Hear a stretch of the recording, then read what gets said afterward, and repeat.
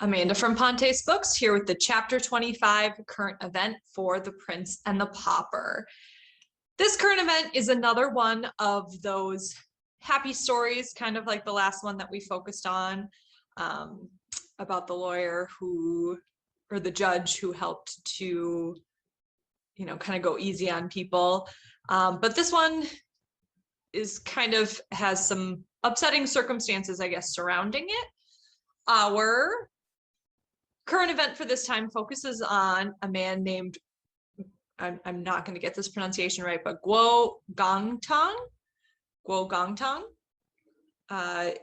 And as you can see, if you're watching the video, there's a picture here of him looking overcome with emotion, hugging someone else. So he's in the blue shirt. So we'll get the history or the story of what's happening in this picture.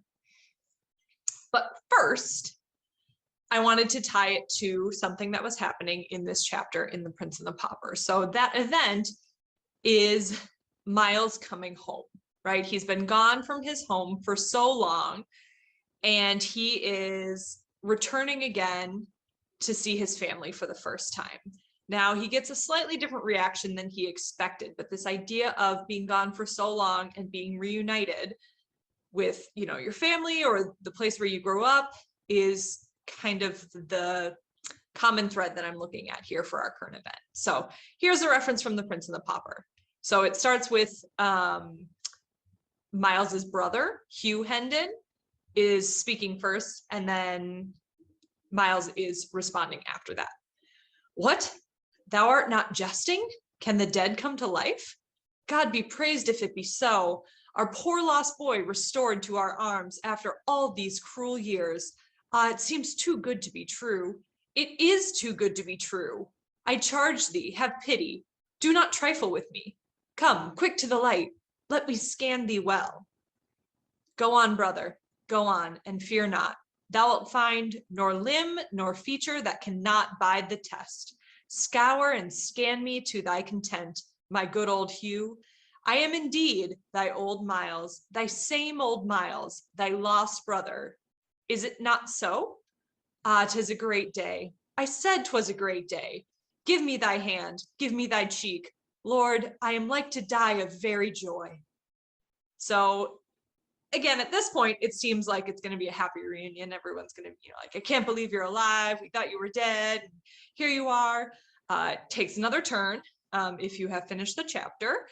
But just taking that alone, I use that for my current event. This idea of being reunited after being separated for so long. So that brings me back to Guo. So who is Guo? So he is a man living in China with his wife. And 24 years ago, at least I guess from when this story was written, which was this previous summer, so in 2021, 4 years before that, their 2-year-old son was kidnapped. So they obviously didn't know what had happened to him, but Guo made it his personal mission in life to find his son again. So he traveled more than 300,000 miles on his motorcycle to search for his son. He would hand out flyers in the towns that he went to ever since 1997. And he actually went through 10 different motorcycles through all of his searching, that he had to continue replacing his motorcycle because of all the miles that he was putting on it. China's a very big place. And I'm not sure if he was checking areas around it too, but even just within China, you can cover a lot of miles trying to search everywhere. So obviously, since I'm choosing this story, there is a bit of a happy ending to the story. So on July 11th, 2021, he and his wife were finally reunited with their son. And so his name is Guo Gangtang. And now he is in his mid-20s. So he was kidnapped when he was 2 years old. There was a DNA test that proved that he was the boy that he had been looking for. He was indeed his son. And you can, the picture that was there, that was him hugging his son after being reunited with him for the first time. So there are 2 people that have been arrested in connection with that kidnapping. But obviously, you know, so much time has passed, they can't get back those years that they lost with their son. But regardless, still a happy ending to the story. Different from how Miles reunites with his family, right? There was no one out searching for him. They actually believed that he was dead, except for Hugh, who maybe believed he was dead. If you've read through the end of the story, I don't want to spoil anything, or at least through the next few chapters. So anyway, this one, the father did go out searching and was able to successfully find his son, with some help, I would imagine. But as I talked about before, there is kind of a darker issue surrounding this. This isn't an isolated incident.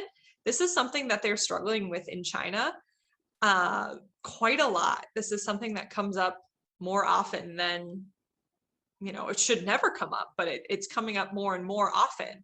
So in the last 40 years, hundreds of thousands of children may have gone missing in China. And you know, there's a couple different reasons for why they think that in particular it is happening in China, but the government officials are trying to increase their efforts, especially after the fact, to really track down these victims and reunite them with their families, and to make sure that their captors are, you know, punished, that they have to make, or they have to put in the time for what they have done. So one of the things that they've done is they've started setting up a missing child alert system in order to, I guess, make it a little bit easier to try and track down some of these victims. And since this was a current issue, this is something that they're still working on. So this story itself had a happy ending. A lot of them don't. So that is a little bit of a current event that does connect to the events of Prince and the Pauper, though. Hopefully you learned something. Have a good rest of your day.